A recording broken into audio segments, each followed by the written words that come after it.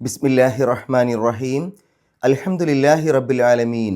വസല്ലല്ലാഹു അലാ നബീന മുഹമ്മദിൻ വഅലാ ആലിഹി വസ്വഹ്ബിഹി അജ്മഈൻ. അമ്മാ ബഅദ്. പ്രിയമുള്ള ഖുർആൻ പഠിതാക്കളെ, അസ്സലാമു അലൈക്കും വറഹ്മത്തുള്ളാഹി. പരിശുദ്ധ ഖുർആനിലെ 24-ാം അധ്യായം സൂറത്തുന്നൂറാണ് നമ്മൾ പഠിച്ചുകൊണ്ടിരിക്കുന്നത്. ഈ സൂറത്തിലെ 59 ആയത്തുകളാണ് ഇതിനകം നമ്മൾ മനസ്സിലാക്കിയത്. ഇന്ന് ഇൻഷാ അല്ലാഹ് 60-ാമത്തെ ഒരു ആയത്ത് നമുക്ക് നോക്കാം. അഊസു ബില്ലാഹി മിനശ് ശൈത്വാനിർ റജീം. والقواعد من النساء اللاتي لا يرجون نكاحا فليس عليهن جناح أن يضعن ثيابهن غير متبرجات بزينة وأن يستعففن خير لهن والله سميع عليم. കഴിഞ്ഞ ദിവസം നമ്മൾ മനസ്സിലാക്കി ഒരു വീടിനകത്ത് പാലിക്കേണ്ട നിയമങ്ങളെക്കുറിച്ച്, മര്യാദകളെക്കുറിച്ച്. ശേഷം അള്ളാഹു പറയുന്നു, വൽ ഖവാഇദു മിനൻ നിസാഇ. വൽ ഖവാഇദു, വാവ് ഇസ്തിനാഫിയുടെ വാവാണ്, പ്രത്യേകിച്ച് അർത്ഥം കൊടുക്കേണ്ടതില്ല. ഒരേ വിഷയം പറഞ്ഞു പോരുന്ന കൂട്ടത്തിൽ ഓരോ പുതിയ കാര്യം തുടങ്ങുന്നതിന് മുമ്പായിട്ട് കൊടുക്കുന്ന വാവ്. ഖവാഇദ്, ഖഅദ എന്ന് പറഞ്ഞാൽ ഇരുന്നു എന്നാണ്. ഖാഇദ്, ഇരിക്കുന്നവൻ, ഇരിക്കുന്നവൾ. അത് സ്ത്രീകളെക്കുറിച്ച് പറയുമ്പോൾ ഖാഇദ് തന്നെയാണ് പറയുക. ഖാഇദത്ത് എന്ന് പറയേണ്ട ആവശ്യമില്ല. നമ്മൾ ഈ ഹാമിൽ എന്ന് പറയില്ലേ, ഗർഭിണി എന്നുള്ളതിന്, അവിടെ ഹാമിലത്ത് എന്ന് പറയേണ്ട ആവശ്യമില്ലല്ലോ. അതേപോലെ ഖാഇദ് എന്ന് തന്നെയാണ് ഉപയോഗിക്കുക. ഖാഇദ് എന്നുള്ളതിൻ്റെ ബഹുവചനമാണ് ഖവാഇദ്, ഇരിപ്പിലായവർ. മഖ്അദ് നമുക്കറിയാലോ, ഇരിക്കാനുള്ള സ്ഥലം, ബെഞ്ച്, മഖ്അദ്, അതൊക്കെ ഈ വാക്കിൽ നിന്ന് വന്നതാണ്. വൽ ഖവാഇദു, ഇരുപ്പിലായവർ, ഇരുത്തത്തിലായവർ. മിനൻ നിസാഇ, മിൻ എന്ന് പറഞ്ഞാൽ ഇൽ നിന്ന്, നിസാ സ്ത്രീകൾ, മിനൻ നിസാഇ സ്ത്രീകളിലെ. അപ്പോൾ സ്ത്രീകളിലുള്ള ഇരുപ്പിലായ സ്ത്രീകൾ, ഇരുത്തത്തിലായ സ്ത്രീകൾ. അല്ലാത്തി ലാ യർജൂന, അല്ലാത്തി എന്നുള്ളത് സ്ത്രീലിംഗ ബഹുവചന രൂപങ്ങളുടെ മുമ്പിൽ അങ്ങനെയുള്ളവരായ എന്ന് ചേർക്കാൻ വേണ്ടിയിട്ട് ചേർക്കുന്ന ഇസ്മു മൗസൂലിയാണ്. നമ്മൾ അല്ലസി എന്ന് പറയാറില്ലേ, അല്ലസി, അല്ലസാനി, അല്ലസീന. അല്ലസി എന്നുള്ളത് പുല്ലിംഗം ഏകവചനത്തിൻ്റെ കൂടെയാണ് ഉപയോഗിക്കുക. അല്ലസാനി പുല്ലിംഗം ദ്വിവചനത്തിൻ്റെ കൂടെ, അല്ലസീന പുല്ലിംഗം ബഹുവചനത്തിൻ്റെ കൂടെ. അതേപോലെ സ്ത്രീലിംഗത്തിനും അല്ലത്തി, അല്ലത്താനി, അല്ലാത്തി അല്ലെങ്കിൽ അല്ലാ ഇ, ആ മൂന്നാമത്തെ രൂപം അല്ലാത്തി എന്നും അല്ലാ ഇ എന്നും ഉണ്ട്. ശരി, ഇവിടെ അല്ലാത്തി, അങ്ങനെയുള്ളവരായ അല്ലെങ്കിൽ അങ്ങനെയുള്ളവരായ ഒരു കൂട്ടർ സ്ത്രീകളെക്കുറിച്ച് പറയുമ്പോഴാണ് അത് ഉപയോഗിക്കുക. ലാ യർജൂന, റജ എന്ന് പറഞ്ഞാൽ ആഗ്രഹിച്ചു, പ്രതീക്ഷിച്ചു എന്നൊക്കെയാണ്.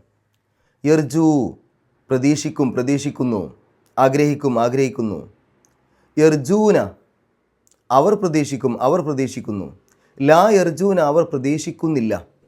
അല്ലാത്തി ലാ യർജൂന, പ്രതീക്ഷിക്കാത്തവർ എന്നർത്ഥം. പ്രതീക്ഷിക്കാത്തവരായ, പ്രതീക്ഷിക്കാത്തവർ. എന്ത് പ്രതീക്ഷിക്കാത്തവർ? നിക്കാഹൻ, നിക്കാഹ് അതായത് വിവാഹം അല്ലെങ്കിൽ ലൈംഗിക ബന്ധം. അപ്പോൾ അതുവരെയുള്ള ആയത്തിൻ്റെ അർത്ഥം പറഞ്ഞാൽ വൽ ഖവാഇദു മിനൻ നിസാഇ അല്ലാത്തി ലാ യർജൂന നിക്കാഹൻ, വിവാഹം അല്ലെങ്കിൽ ലൈംഗിക ബന്ധം പ്രതീക്ഷിക്കാത്ത സ്ത്രീകളിലെ ഇരുപ്പിലായ സ്ത്രീകൾ. ഫലൈസ അലൈഹിന്ന ജുനാഹൻ, ഫ ലൈസ, ഫ അപ്പോൾ ലൈസ ഇല്ല, അലൈഹിന്ന അവരുടെ മേൽ, അല എന്ന് പറഞ്ഞാൽ മേൽ, ഹുന്ന, ഹിന്ന എന്നൊക്കെ പറയുമ്പോൾ അവരുടെ. ഫലൈസ അലൈഹിന്ന, അപ്പോൾ അവരുടെ മേൽ ഇല്ല, എന്തില്ല? ജുനാഹുൻ, കുറ്റം അല്ലെങ്കിൽ തെറ്റ്. ഫലൈസ അലൈഹിന്ന ജുനാഹുൻ, അപ്പോൾ അവരുടെ മേൽ കുറ്റമില്ല, അവരുടെ മേൽ തെറ്റില്ല. ഐ യദഅന, എന്തിൻ്റെ കാര്യത്തിലാണ് തെറ്റില്ലാത്തത്, എന്തിൻ്റെ കാര്യത്തിലാണ് കുറ്റമില്ലാത്തത്? ഐ യദഅന, വദഅ എന്ന് പറഞ്ഞാൽ സാധാരണ വെച്ചു എന്നാണ് അർത്ഥം പറയാം. മാറ്റി വെച്ചു, അഴിച്ചു വെച്ചു എന്നുള്ളതിനൊക്കെ അത് പറയും. താഴേക്ക് വെച്ചു.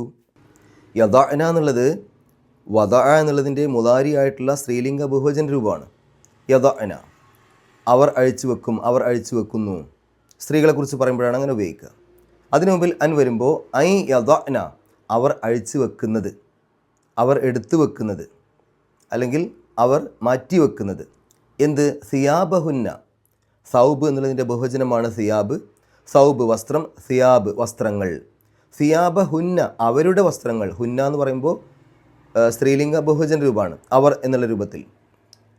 ഹുവ, ഹുമാ, ഹും, ഹിയ ഹുമാ ഹുന്ന. ഹുവ എന്നുള്ളത് പുല്ലിംഗ ഏകവചനത്തിനും ഹുമാ എന്നുള്ളത് പുല്ലിംഗ ദ്വിവചനത്തിനും ഹും എന്നുള്ളത് പുല്ലിംഗ ബഹുവചനത്തിനും. അതേപോലെ സ്ത്രീലിംഗ രൂപത്തിൽ പറയുമ്പോൾ ഹിയ ഹുമാ ഹുന്ന. ഹുന്ന എന്നുള്ളത് സ്ത്രീലിംഗ ബഹുവചന രൂപത്തിൽ. അവർ എന്നാണ് അതിൻ്റെ അർത്ഥം കൊടുക്കുക. അവർ സ്ത്രീകൾ. സിയാബഹുന്ന അവരുടെ വസ്ത്രങ്ങൾ. ഗൈറ മുതബരിജാത്തിൻ. തബറജ എന്ന് പറഞ്ഞാൽ പുറത്തു കാണിച്ചു, പ്രദർശിപ്പിച്ചു എന്നൊക്കെയാണ്. മുതബരിജ് എന്ന് പറഞ്ഞാൽ പ്രദർശിപ്പിക്കുന്നവൻ അല്ലെങ്കിൽ പുറത്തു കാണിക്കുന്നവൻ. അതിൻ്റെ സ്ത്രീലിംഗ രൂപം മുതബരിജത്ത്, പ്രദർശിപ്പിക്കുന്നവൾ. അതിൻ്റെ ബഹുവചന രൂപമാണ് മുതബരിജാത്ത്, പ്രദർശിപ്പിക്കുന്നവരായ സ്ത്രീകൾ അല്ലെങ്കിൽ പ്രദർശിപ്പിക്കുന്നവർ, സ്ത്രീകളെയാണ് ഉദ്ദേശിക്കുന്നത്. ഗൈറ മുതബരിജാത്ത് എന്ന് പറഞ്ഞാൽ പ്രദർശിപ്പിക്കുന്നവരല്ലാത്ത നിലയിൽ അല്ലെങ്കിൽ പുറത്തു കാണിക്കുന്നവരല്ലാത്ത നിലയിൽ. എന്ത്? ബി സീനത്തിൻ, ഒരു അലങ്കാരത്തെയും അല്ലെങ്കിൽ ഒരു ഭംഗിയെയും ഒരു അഴകിനെയും. സീനത്ത് എന്ന് പറഞ്ഞാൽ അഴക് അല്ലെങ്കിൽ അലങ്കാരം, ഭംഗി. ബി സീനത്തിൻ, ബി എന്ന് പറഞ്ഞാൽ കൊണ്ട്, അതിനെപ്പറ്റി പല അർത്ഥങ്ങളുണ്ടല്ലോ. ബി സീനത്തിൻ ഒരു അലങ്കാരത്തെയും. വ അൻ യസ്താഫിഫ്ന. ഇസ്തഹഫ എന്ന് പറഞ്ഞാൽ ചാരിത്രം സൂക്ഷിച്ചു അല്ലെങ്കിൽ മാനം സംരക്ഷിക്കാൻ ശ്രമിച്ചു, മാന്യത കാണിച്ചു എന്നൊക്കെയാണ്. അതിൻ്റെ മുലാരി യസ്താഫിഫു എന്നാണ്. യസ്താഫിഫ്ന എന്നാകുമ്പോൾ അവർ ചാരിത്രം സൂക്ഷിക്കും, അവർ ചാരിത്രം സൂക്ഷിക്കുന്നു എന്നുള്ള രൂപത്തിൽ കിട്ടും. അൻ യസ്താഫിഫ്ന അവർ ചാരിത്രം സൂക്ഷിക്കൽ അല്ലെങ്കിൽ അവർ മാനം സംരക്ഷിക്കാൻ ശ്രമിക്കൽ, മാന്യത കാണിക്കൽ. അവിടെ തുടക്കത്തിലുള്ള വാവ് അത്തിഫിൻ്റെ വാവാണ്, തൊട്ട് മുമ്പത്തേലേക്ക് ചേർത്ത് പറയാൻ വേണ്ടിയിട്ട്. അതുമാത്രമല്ല ഇനി പറയുന്നതും വ ഐ യസ്താഫിഫ്ന, ഇനി അവർ ചാരിത്രം സൂക്ഷിക്കാൻ ശ്രമിക്കുകയാണെങ്കിൽ അല്ലെങ്കിൽ അവർ മാനം സംരക്ഷിക്കാൻ ശ്രമിക്കൽ. ഖൈറുൽ ലഹുന്ന, ഖൈറുൻ ഏറ്റവും ഉത്തമമാണ്, ലഹുന്ന അവർക്ക്. വല്ലാഹു അള്ളാഹു ആകട്ടെ, അവിടെ വാവ് ഇസ്തിനാഫയുടെ വാവാണ്, പ്രത്യേകിച്ച് അർത്ഥം കൊടുക്കണ്ട. വല്ലാഹു അള്ളാഹു സമീഉൻ, സമീഅ കേട്ടു, സമീഉൻ എല്ലാം കേൾക്കുന്നവൻ, അലീം അലിമ അറിഞ്ഞു, അലീം എല്ലാം അറിയുന്നവൻ, സർവവും അറിയുന്നവൻ. വല്ലാഹു സമീഉൻ അലീം, അള്ളാഹു എല്ലാം കേൾക്കുന്നവനും എല്ലാം അറിയുന്നവനുമാകുന്നു. ഒന്നിച്ചായത്തിൻ്റെ അർത്ഥം വൽ ഖവാഇദു മിനൻ നിസാഇ ല്ലാത്തി ലാ യർജൂന നിക്കാഹൻ ഫലൈസ അലൈഹിന്ന ജുനാഹുൻ അൻ യദഅന സിയാബഹുന്ന ഗൈറ മുതബരിജാത്തിൻ ബിസീന. സ്ത്രീകളിലുള്ള വിവാഹമോ ലൈംഗിക ബന്ധമോ ഒന്നും പ്രതീക്ഷിക്കാത്തവരായ സ്ത്രീകളെ സംബന്ധിച്ചിടത്തോളം അവർ അവരുടെ അലങ്കാരം, അവരുടെ ഭംഗി പുറത്തു കാണാത്ത രീതിയിൽ അവരുടെ വസ്ത്രങ്ങൾ അഴിച്ചു വെക്കുന്നതിൽ അവരുടെ മേൽ തെറ്റില്ല, അവരുടെ മേൽ കുറ്റമില്ല. വ ഐ യസ്താഫിഫ്ന ഖൈറുൽ ലഹുന്ന, ഇനി അവർ മാനം സംരക്ഷിക്കൽ അല്ലെങ്കിൽ മാന്യത കാണിക്കൽ, അതാണ് അവർക്ക് ഏറ്റവും ഉത്തമം. വല്ലാഹു സമീഉൻ അലീം, അള്ളാഹു സർവവും കേൾക്കുന്നവനാണ്, സർവവും അറിയുന്നവനാണ്. ഇനി നമുക്ക് വിശദീകരണത്തിലേക്ക് പോകാം. ഇവിടെ തുടക്കം തന്നെ വൽ ഖവാഇദു എന്നാണ്. ഇരുപ്പിലായ സ്ത്രീകൾ, ഇരുത്തത്തിലായ സ്ത്രീകൾ. എന്താണ് ഇരുപ്പിലാവുക, ഇരുത്തത്തിലാവുക എന്നൊക്കെ പറഞ്ഞാൽ? അത് ഒരുപാട് പ്രായം ചെന്ന വൃദ്ധകളെ ആണ് ഉദ്ദേശിക്കുന്നത്. അതായത് ഒരുപാട് പ്രായം ചെന്ന സ്ത്രീകളെ സംബന്ധിച്ചിടത്തോളം അവർ ഒരു വീട്ടിനകത്തൊക്കെ മുഴുവൻ സമയത്തും കഴിഞ്ഞുകൂടുന്ന, അത് കാര്യമായിട്ട് പുറത്തേക്കൊന്നും പോവാതെ, മുമ്പത്തെ പോലെയൊന്നും അധികവും പുറത്തേക്കൊന്നും പോകില്ലല്ലോ. അവർക്ക് പ്രായം ചെന്ന് പ്രായാധിക്യം കാരണം വീട്ടിൽ തന്നെ കഴിഞ്ഞുകൂടുന്നവരായിരിക്കും. അതാണ് അവർ ഇരുത്തത്തിലായവർ അല്ലെങ്കിൽ ഇരുപ്പിലായവർ എന്ന് പറഞ്ഞത്. അപ്പോൾ ഇരുപ്പിലായ സ്ത്രീകൾ എന്ന് പറഞ്ഞാൽ ഒരുപാട് പ്രായം ചെന്ന സ്ത്രീകൾ. മിൻ നിസാഇ സ്ത്രീകളിൽപ്പെട്ട ഇരുപ്പിലായവർ. അവർ എങ്ങനെയുള്ളവരാണ്? അല്ലാത്തി ലാ യർജൂന നിക്കാഹൻ വിവാഹം പ്രതീക്ഷിക്കാത്തവരായ അല്ലെങ്കിൽ ലൈംഗിക ബന്ധമൊന്നും അതിനോടൊന്നും ഒരു താല്പര്യവും ഇല്ലാത്തവരായ, അത്രയ്ക്കും പ്രായം ചെന്നു അങ്ങനെയുള്ളവരായ സ്ത്രീകളെ സംബന്ധിച്ചിടത്തോളം ഫലൈസ അലൈഹിന്ന ജുനാഹുൻ അൻ യദഅന സിയാബഹുന്ന ഗൈറ മുതബരിജാത്തിൻ ബിസീന. അവരുടെ അലങ്കാരം, അവരുടെ ഭംഗി പുറത്ത് കാണിക്കാത്ത രീതിയിൽ അവരുടെ വസ്ത്രം അഴിച്ചു വെക്കുന്നതിൽ അവർക്ക് തെറ്റില്ല. അപ്പോൾ വൃദ്ധകളായ, അങ്ങേയറ്റം വൃദ്ധകളായ, ഒരുപാട് പ്രായം ചെന്ന സ്ത്രീകളെ സംബന്ധിച്ചിടത്തോളം അവർക്ക് അവരുടെ വസ്ത്രം അഴിച്ചു വെക്കുന്നതിൽ തെറ്റില്ല എന്ന് പറഞ്ഞാൽ ഏതാണ് ഈ വസ്ത്രം? എല്ലാ വസ്ത്രമല്ല, സാധാരണ ധരിക്കുന്ന വസ്ത്രം എന്തായാലും ധരിക്കണം. പിന്നെയോ അതിൻ്റെ മേൽ ധരിക്കുന്ന വസ്ത്രം ഉണ്ടല്ലോ, ഇപ്പോൾ പൂർണ്ണമായ ഹിജാബ് എന്നൊക്കെ നമ്മൾ പറയില്ലേ, ജിൽബാബ് പോലെയുള്ള നീണ്ട ഷാള് പോലെയുള്ള അത്തരം വസ്ത്രങ്ങൾ അവർ ധരിച്ചിട്ടില്ലെങ്കിലും അവരുടെ മേൽ തെറ്റില്ല എന്നർത്ഥം. സാധാരണ വസ്ത്രമൊക്കെ ധരിച്ചതിന് ശേഷം അതിൻ്റെ മേലെ ധരിക്കുന്ന വസ്ത്രം, അത്തരം വസ്ത്രങ്ങൾ അവർ ധരിച്ചിട്ടില്ലെങ്കിലും തെറ്റില്ല. എന്നാൽ അങ്ങനെ പ്രായാധിക്യം എത്താത്തവരായ സ്ത്രീകൾക്ക് അതൊക്കെ ധരിക്കണം. അവരുടെ മുഖമക്കന മാറിലൂടെ താഴേക്ക് താഴ്ത്തിയിടണമെന്നൊക്കെ പറഞ്ഞല്ലോ. അപ്പോൾ അവർക്ക് ആ ഒരു മേൽവസ്ത്രം ധരിക്കലൊക്കെ നിർബന്ധമാണ്.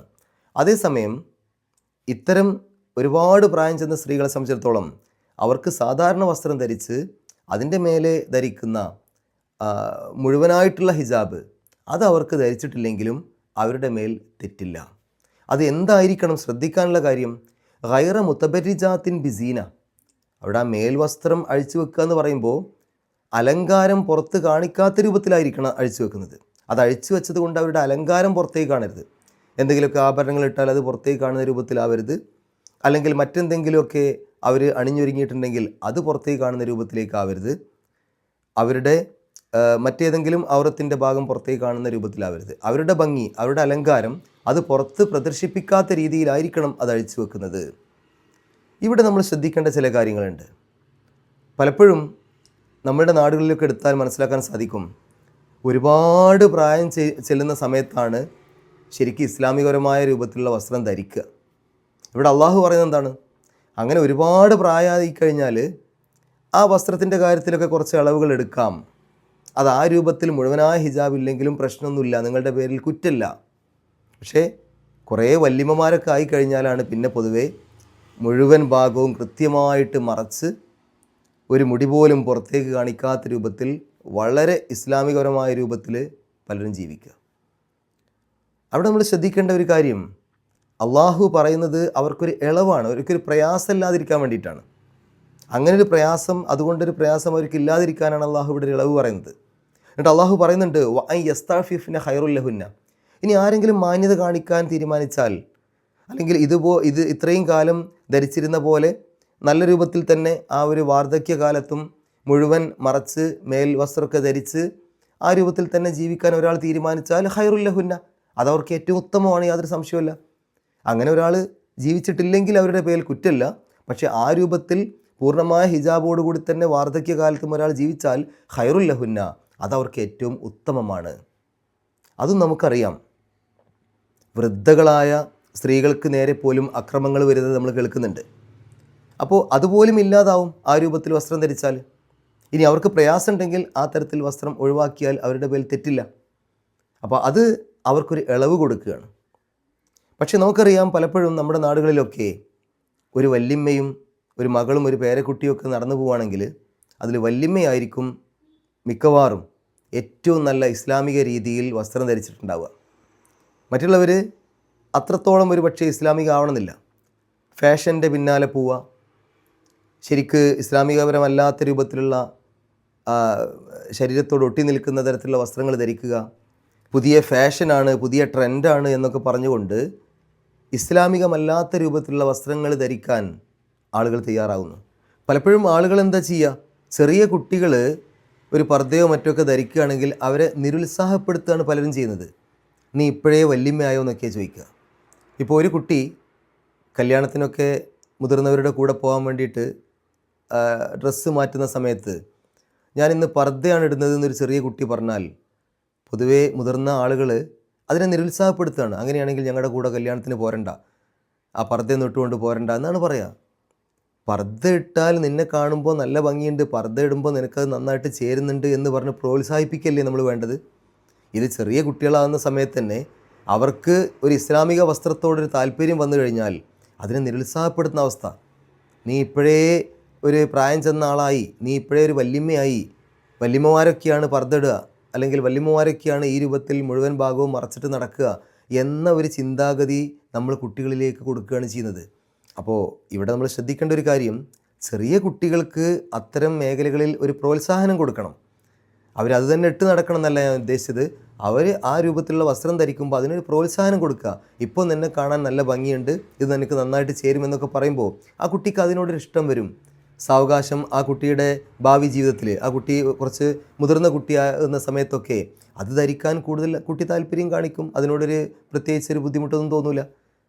ആദ്യമേ നമ്മൾ നിരുത്സാഹപ്പെടുത്തി അതിനോടൊരു ഒരു അകൽച്ച ഉണ്ടാക്കിയെടുത്തു കഴിഞ്ഞാൽ പിന്നീട് കുറച്ച് കഴിയുമ്പോൾ അത്തരം വസ്ത്രങ്ങളോടൊക്കെ കുട്ടികൾക്കൊരു മടുപ്പായിരിക്കും ഉണ്ടാവുക.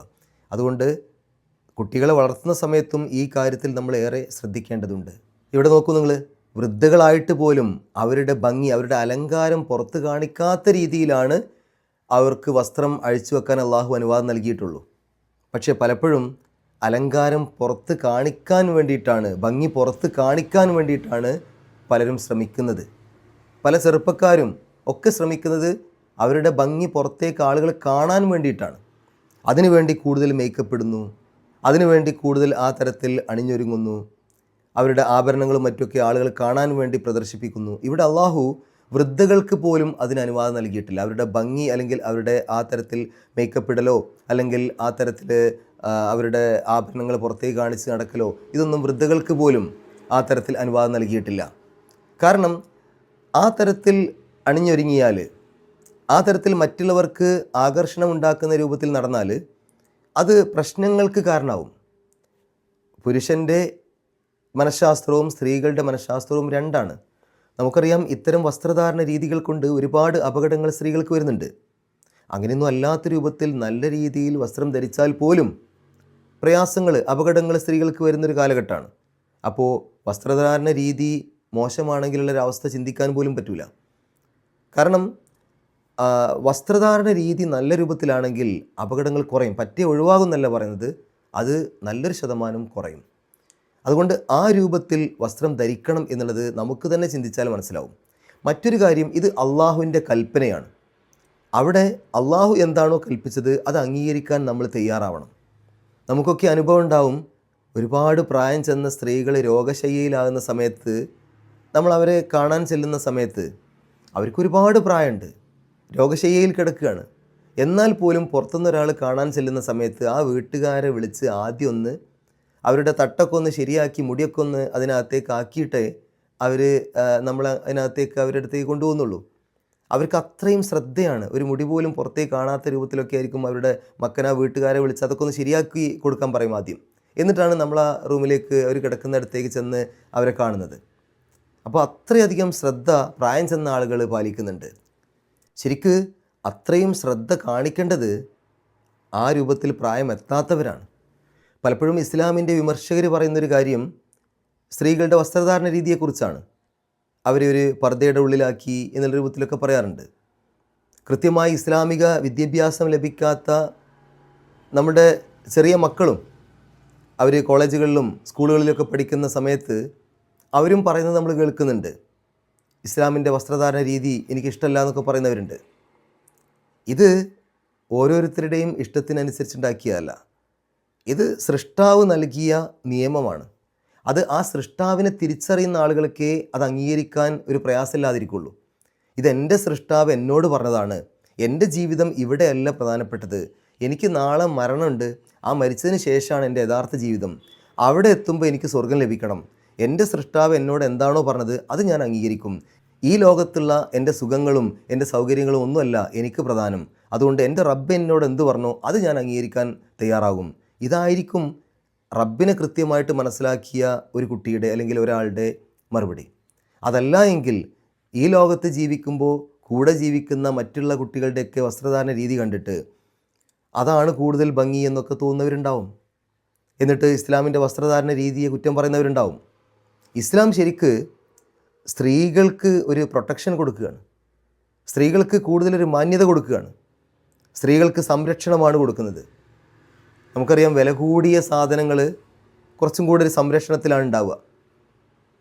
ഇപ്പോൾ സാധാരണ ഒരു ജ്വല്ലറിയിൽ ചെന്ന് കഴിഞ്ഞാൽ അവിടെ ഡയമണ്ട് ഉണ്ടെങ്കിൽ അത് കുറച്ചും കൂടെ സംരക്ഷണ രൂപത്തിൽ കുറച്ച് ഉള്ളിലൊക്കെ ആയിരിക്കും അതിൻ്റെ ഒരു ഭാഗം ഉണ്ടാവുക, അതിൻ്റെ ഒരു ഷോറൂം ഉണ്ടാവുക. അതിന് കുറച്ചും കൂടെ വില മതിക്കുന്നതാണ്, അതിന് കുറച്ചും കൂടെ സംരക്ഷണം വേണം. അതേപോലെ സ്ത്രീകൾക്ക് ഇസ്ലാം വളരെയധികം സംരക്ഷണം അധികം കൊടുക്കുകയാണ് ചെയ്യുന്നത്. ആ ഒരു സ്ത്രീകളും പുരുഷന്മാരൊക്കെ ഒരുമിച്ച് സംഘടിക്കുന്ന ഏതെങ്കിലും ഭാഗം ഉണ്ടെങ്കിൽ അവിടെ അവരെ വേർതിരിക്കുന്നൊരു മറ വെക്കുന്നത് പുരുഷന്മാരെ സംരക്ഷിക്കാൻ വേണ്ടിയിട്ടല്ലല്ലോ, സ്ത്രീകളെ സംരക്ഷിക്കാൻ വേണ്ടിയിട്ടാണ്. പുരുഷന്മാരുടെ കണ്ണുകൾ കൊണ്ട് തെറ്റ് സംഭവിക്കാതിരിക്കാനുള്ളൊരു മാർഗം കൂടിയാണെങ്കിലും ആ മറ സത്യത്തിൽ സ്ത്രീകൾക്കുള്ള ഒരു സംരക്ഷണമായിട്ടാണ് ഇസ്ലാം കാണുന്നത്. അതിനെ മറകെട്ടി സ്ത്രീകളെ മാറ്റി നിർത്തി അവരെ തരം താഴ്ത്തി എന്നുള്ള രൂപത്തിലാണ് ചിത്രീകരിക്കപ്പെടുന്നത് മറ്റുള്ളവർ. ഇസ്ലാം അതിനെ കാണുന്നത് അവർക്ക് കൂടുതൽ സംരക്ഷണം കൊടുത്തു, അവർക്ക് അപകടമില്ലാതിരിക്കാൻ വേണ്ടി അവർക്ക് കൂടുതൽ സംരക്ഷണം കൊടുത്തു എന്നതാണ് അതിൻ്റെ യഥാർത്ഥ ലക്ഷ്യവും ഇസ്ലാം അതിനെ കാണുന്നതും. ഇനി നമുക്ക് ഈ ആയത്തിൽ വന്ന പാരായണ നിയമങ്ങൾ നോക്കാം. വൽ ഖവാഇദു മിനൻ നിസാഇ, അവിടെ നൂനിൻ്റെ ശബ്ദ മണിക്കുക. സാ എന്നുള്ള ആ നീട്ടലിന് ശേഷം ഹംസ വന്നു. ഒരേ പദത്തിൻ്റെ ഉള്ളിലാണ് മദ്ദും ഹംസയും അടുത്തടുത്ത് വന്നത്. അവിടെ നിർബന്ധമായും 4-5 അക്ഷരങ്ങളുടെ ദൈർഘ്യം നീട്ടണം, മദ് മുത്തസിൽ.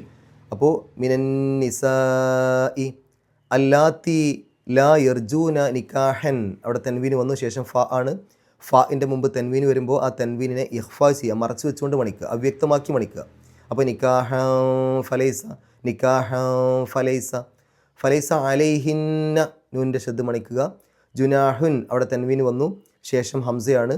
ഹംസയുടെ മുമ്പ് തെൻവീന് വന്നാൽ ആ തെൻവീനിനെ ഇൽഹാർ ചെയ്യണം, വെളിവാക്കി പറയണം, പുറത്തേക്ക് ആ നൂനിൻ്റെ ശബ്ദം കേൾക്കണം. അപ്പോൾ ജുനാഹുൻ, ആ തെൻവീനിലെ നൂനിൻ്റെ ശബ്ദം പുറത്തേക്ക് വെളിവായി കേൾക്കണം.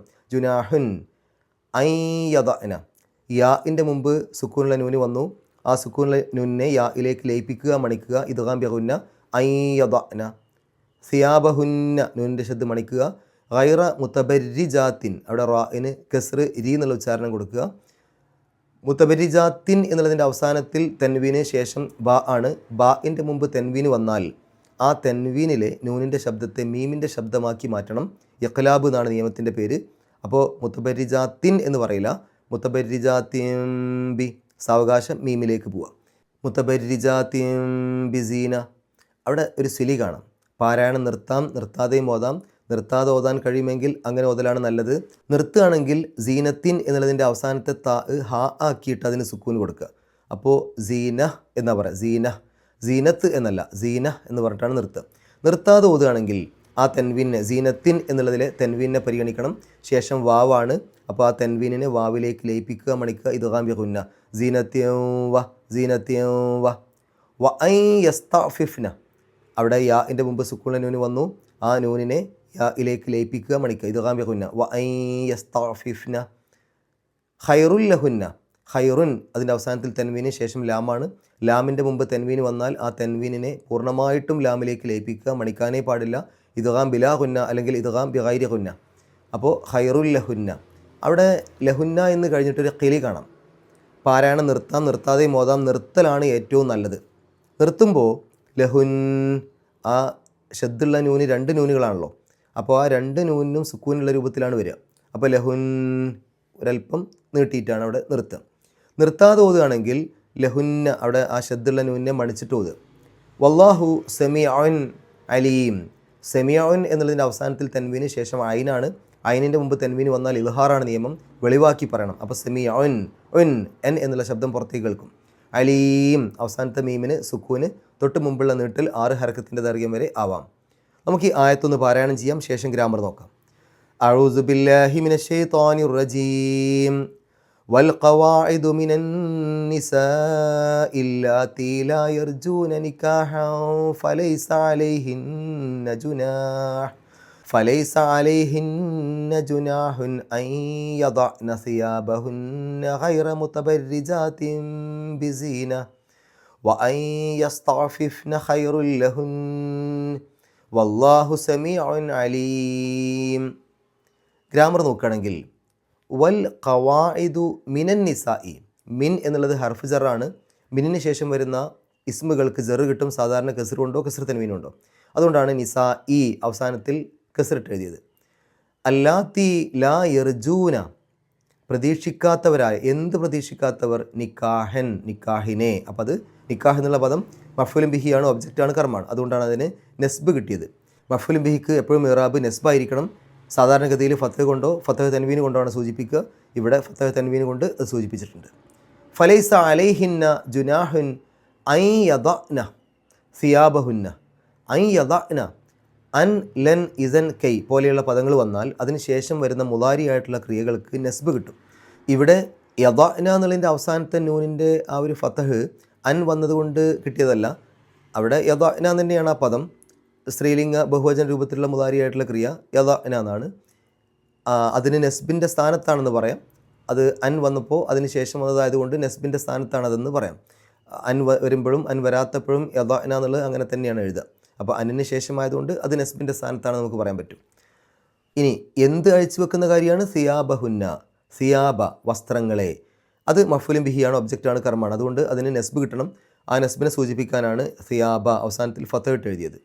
ഗൈറ മുത്തബരിജാത്തിൻ ബിസീന, അവിടെ ബി എന്നുള്ളത് ഹർഫ് ജറാണ്. അതിനുശേഷം വരുന്ന ഇസ്മുകൾക്ക് ജറ് കിട്ടും. അതുകൊണ്ടാണ് സീനത്തിൻ എന്നെഴുതിയത്. വഅൻ യസ്തഅഫിഫ്ന, ഇവിടെയും അൻ വന്നു. അന്നിന് ശേഷം വരുന്ന മുദാരിയായിട്ടുള്ള ക്രിയകൾക്ക് നെസ്ബ് കിട്ടും. ഇവിടെ യസ്തഅഫിഫ്ന എന്നുള്ളത് നെസ്ബിൻ്റെ സ്ഥാനത്താണെന്ന് പറയാം. കാരണം അത് സ്ത്രീലിംഗ ബഹുവചന രൂപത്തിലുള്ള മുദാരിയായിട്ടുള്ള ക്രിയയാണ്. അത് യസ്തഅഫിഫ്ന തന്നെയാണ് വരിക, അൻ വന്നിട്ടില്ലെങ്കിലും. അപ്പോൾ അത് നെസ്ബിൻ്റെ സ്ഥാനത്താണെന്ന് പറയാം, അൻ വന്നതുകൊണ്ട്. ഖൈറുൽ ലഹുന്ന വല്ലാഹു സമീഉൻ അലീം. വല്ലാഹു സമീഉൻ, അവിടെ അള്ളാഹു സമീഉൻ എന്നുള്ള എടുത്തു കഴിഞ്ഞാൽ മുബ്തദയും ഖബറും, രണ്ട് ഇസ്മുകൾ വന്നു. ആദ്യത്തേത് മുബ്തദ്, രണ്ടാമത്തെ ഖബർ. ഇനി ആ സമീഉൻ അലീം എന്നെടുക്കുമ്പോൾ ആ സമീ എന്നുള്ള പദത്തെ വിശേഷിപ്പിക്കുന്ന പദമാണ് അലീം. ഒന്നിനെ മറ്റൊന്നുകൊണ്ട് വിശേഷിപ്പിക്കുമ്പോൾ രണ്ടിനും ഒരേ രൂപഘടനയാണ് കിട്ടുക. അതുകൊണ്ട് സമീഉൻ അലീമുൻ രണ്ടും ഒരേ രൂപത്തിൽ എഴുതിയിട്ടുണ്ടാവും. ഇത്രയും കാര്യങ്ങളാണ് ഈ ഒരു ആയത്തിലൂടെ നമ്മൾ മനസ്സിലാക്കേണ്ടത്. അള്ളാഹു പരിശുദ്ധ ഖുർആൻ ഏറ്റവും നല്ല രൂപത്തിൽ പഠിക്കുവാനും അത് ജീവിതത്തിൽ പകർത്തുവാനും കഴിവിൻ്റെ പരമാവധി മറ്റുള്ള ആളുകൾക്ക് എത്തിച്ചു കൊടുക്കുവാനുമുള്ള സന്മനസ്സും തൗഫീക്കും സൗഭാഗ്യവും നമുക്ക് അവർക്കും പ്രദാനം ചെയ്യുമാറാകട്ടെ. വാഖിർ ദഅ്വാനാ അൽഹംദുലില്ലാഹി റബ്ബിൽ ആലമീൻ. അസ്സലാമു അലൈക്കും വറഹ്മത്തുള്ളാഹി.